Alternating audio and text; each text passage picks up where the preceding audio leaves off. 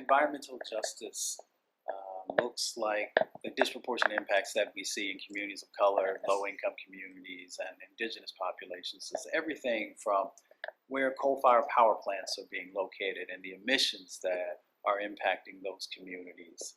It's also incinerators, it's waste treatment facilities, but it can also be indoor air issues, everything from the impacts that happen from lead to arsenic, to a number of other types of things like asbestos. But environmental justice is also the lack of access that communities of color, low-income communities, and indigenous populations have to the process, to the creation of policy, how statutes and regulations are being created. And it also deals with resources, which communities are getting the resources and which communities don't. And how that plays out in being able to actually change the dynamics that are happening inside of their communities. Environmental justice embraces the principle that all communities and people are entitled to equal protection of our environmental laws, housing, transportation, health.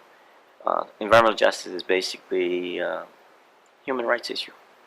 The fair treatment and meaningful involvement of all people in the environmental decision-making process. I think environmental justice is a term that recognizes that low-income, minority, marginalized communities often are disproportionately exposed to environmental harms and don't have access to environmental benefits, clean air, clean water, like the rest of the world. And as a legal matter, in the US, it really dates from an executive order from 1994 that President Clinton signed. And it has some legal meaning, but I think it doesn't have the teeth that a lot of people wish it had in terms of really providing a tool to remedy a lot of injustices that we see.